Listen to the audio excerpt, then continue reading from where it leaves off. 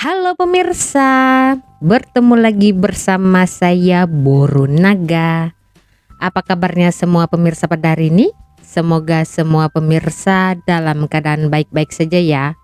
Baiklah pemirsa, dulu ya pada tahun 2009 hingga 2011 saya sempat bekerja di Indonesia pemirsa.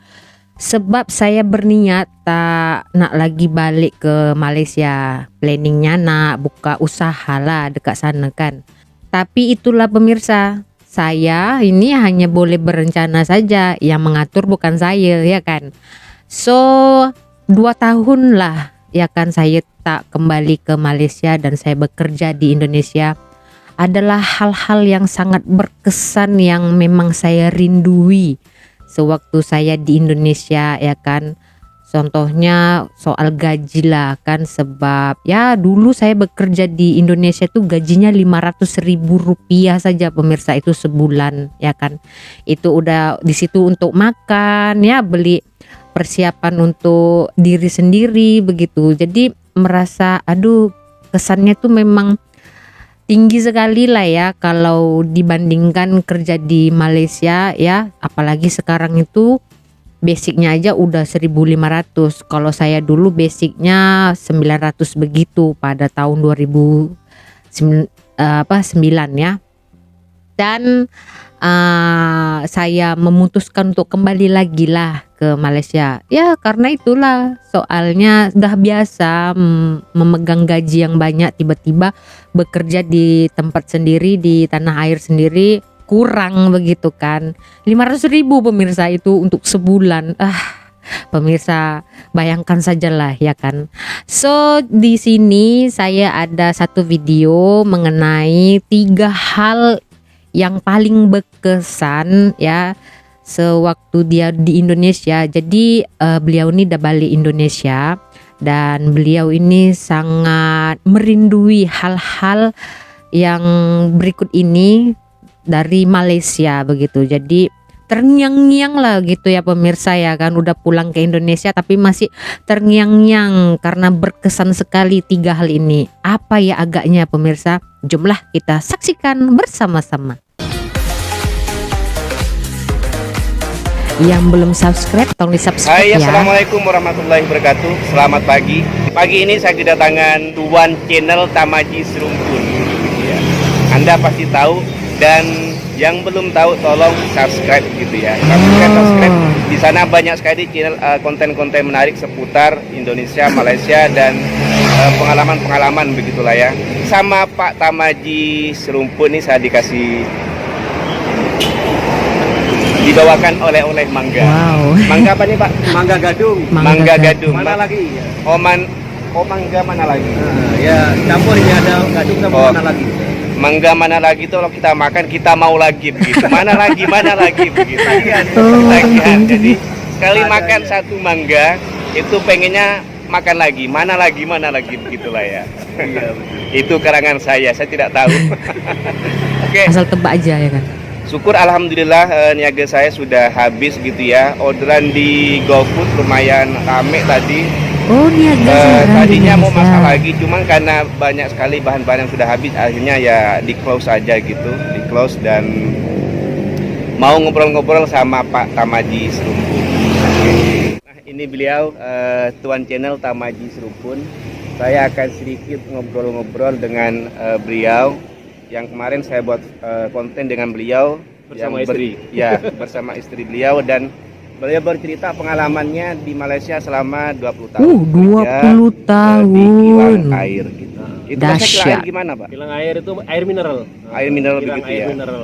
Untuk air yang rasa-rasa itu enggak ada. Enggak ada. Oh, air mineral begitu. Ada pernah buat, tapi kurang mendapat sambutan ya. Oh gitu. Jadi akhirnya sekarang fokus ke air mineral saja. Air mineral saja gitu. Air mineral itu semua jenama gitu lah Pak ya? Atau satu? Nah ini loh bedanya di Malaysia dengan di Indonesia. Ini satu hal yang menarik juga. Jadi kalau di Malaysia itu kan macam ini ya. Jadi misalnya kita ada satu kilang, kita mau order air di sana, itu brandnya, jenamanya itu boleh ikut kita. Oh. Kalau di Indonesia kan lain. Di Indonesia kalau sudah satu contoh misalnya satu merek Aqua atau Li Mineral, nah itu kalau sudah Aqua kan. Aqua saja. Nah, kalau di Malaysia itu misalnya Mr. Bas misalnya Mr. Bas punya kilang air, saya order pakai jenama saya itu boleh. Oh, Jadi begitu ya misalnya pemirsa, jenama saya betul ya? Tamaji Serumpun, air mineral, nah, itu Oh, boleh. saya baru tahu Meskipun ini. yang buat Mr. Bas.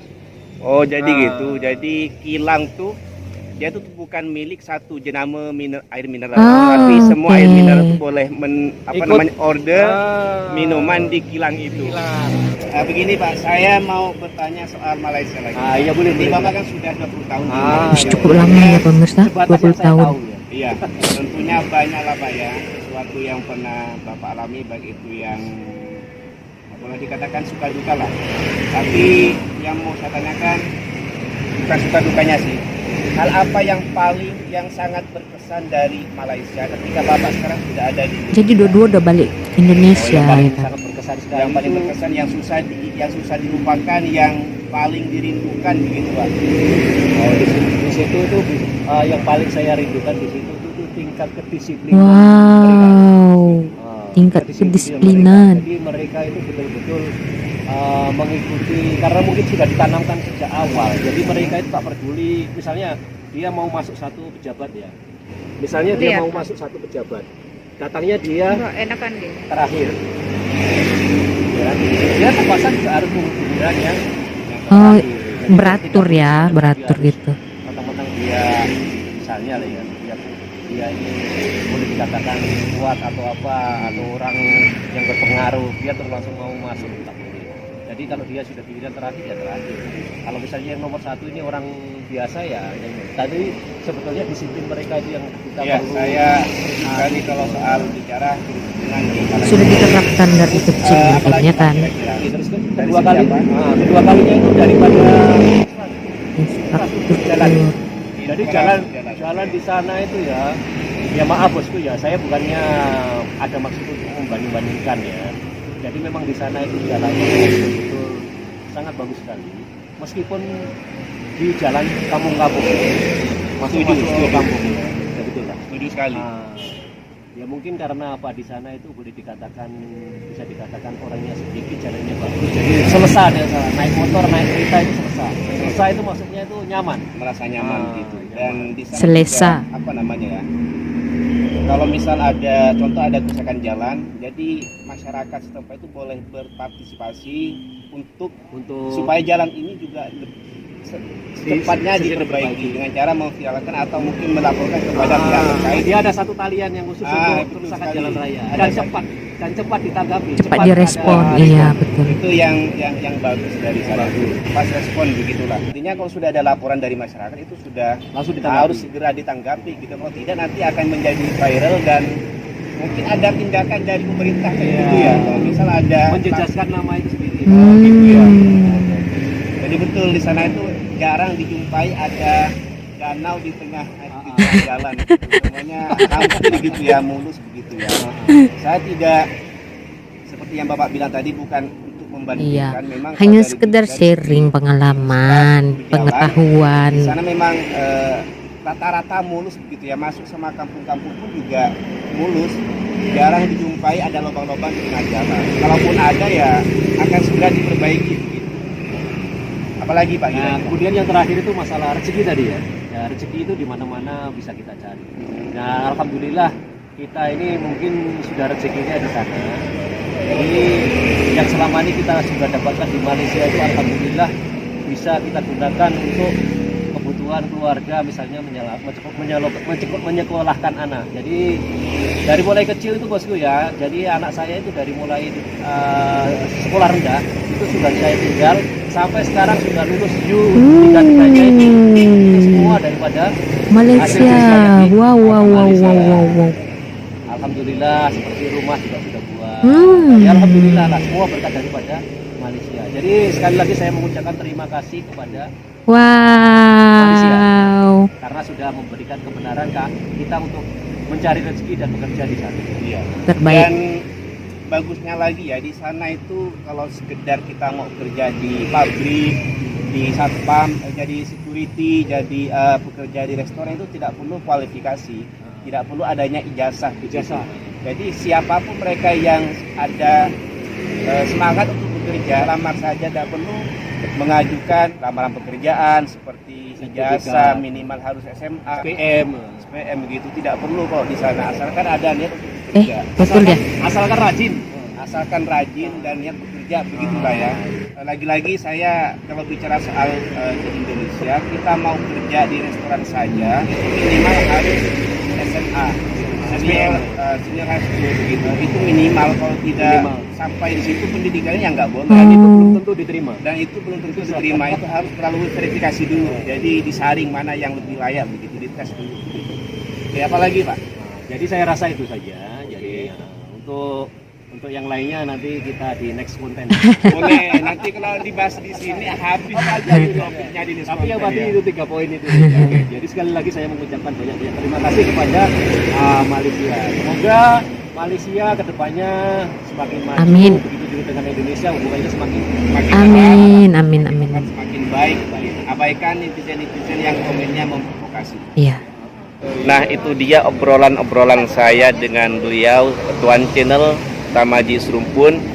Apapun dari obrolan kami itu hanyalah sekedar menceritakan pengalaman gitu ya, terutama dari pengalaman beliau soal Malaysia. Tentunya 20 tahun itu bukan waktu yang sangat singkat, betul. dan tentu juga pengalaman yang beliau dapatkan lumayan banyak dibanding saya yang masih 2 tahun lebih begitu. Oke. Apapun itu, kami mohon supportnya, di subscribe ya pemirsa, di support ya kedua-dua channel itu. 20 tahun ya, bukan waktu yang sangat singkat, itu cukup panjang sekali pemirsa, dan pengalaman pasti banyak sekali yang sudah dialami Bapak itu ya kan, Pak Tamaji Serumpun begitu. Bisa di subscribe ya channelnya dan juga channel Mr. Bas ini kan.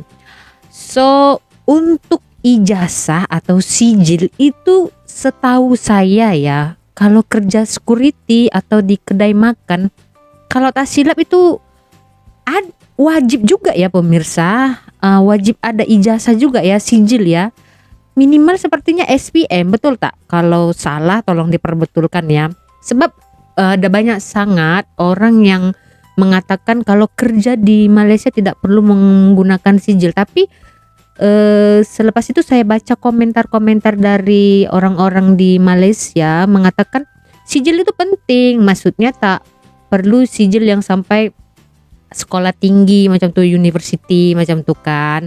Dan kita dengar tadi Bapak ini bilang anaknya dari sekolah rendah hingga selesai sekolah kuliah ya, university, itu hasil kerja dari Malaysia. Jadi gaji dari Malaysia itu sudah disumbangkan untuk menyekolahkan anaknya, bangun rumah begitu kan. Wah, ini bener-bener pejuang devisa ini ya kan. Tapi kalau saya nilai pasti lebih banyak lagi pengalaman yang dialami Bapak ini kan, Pak Tamaji ini ya kan. Ya sebenarnya Malaysia ini banyak sekali keunikan kalau kita berpikiran positif, betul tidak? Tapi kembali lagi kita harus menerima ya, seperti orang Malaysia kan yang dijelaskan Bapak ini ya. Jalan raya itu kalau rusak mereka bisa menghubungi ya petugas atau talian-talian yang bersangkutan begitu kan, dan dengan segera ya perbaiki begitu kan, diambil tindakan begitu, di repair ya begitu kan. Tapi kalau pemirsa dari Indonesia tengok ada beberapa jalan begitu kan, kalau pemirsa tengok kayak tempel-tempel begitu, itu baru direnovasi pemirsa, maksudnya baru di repair jalan tersebut ya kan. Ya belum pernah ya saya tengok di area Semenanjung ini jalan yang bisa kita nilai seperti Tasik ya, danau begitu belum pernah. Tapi kalau ada lubang-lubang sikit-sikit itu ada, dan itu langsung di telepon ya, langsung diberikan aduan begitu agar diperbaiki. Karena kalau prinsip di sini tidak boleh lama-lama pemirsa, karena itu bisa nanti terjadi korban begitu kan, orang yang naik motor bisa jatuh begitu kan. Jadi jarang sih saya tengok jalan raya yang seperti Tasik, Danau Toba begitu kan. Sebesar Danau Toba itu jarang saya lihat di sini pemirsa ya. Nah, itulah hal-hal yang paling berkesan menurut beliau ya. Mereka ini berdua pernah sepertinya kerja di Malaysia ya, dan tidak salah mereka membagikan pengalaman mereka kepada kita tentang Malaysia. Ini hal yang positif begitu kan. Dan Pak Tamaji tadi pun juga mengucap terima kasih karena katanya Malaysia ini sangat membantu begitu. Berkat Malaysia anaknya bisa sekolah tinggi, bisa bangun rumah ya kan, dan banyak hal yang pasti dilakukannya dari gaji-gajinya dari Malaysia ya kan, begitu pemirsa. Oke, ini sangat memotivasi ya, karena seperti saya bilang, kalau saya dulu 2 tahun di Indonesia bekerja, hal yang terkesan yang saya sangat rindu itu ya gaji dari Malaysia. Bayangkan pemirsa, gaji saya di sana 500.000, sedangkan di Malaysia ya pada tahun 2009 itu saya gajinya 900 basic itu ya, gaji pokoknya 900 ringgit pemirsa ya, dicampur OT atau ini dapatlah 1.700 atau 1.500 itu ya pemirsa, kalikan sendirilah ya kan.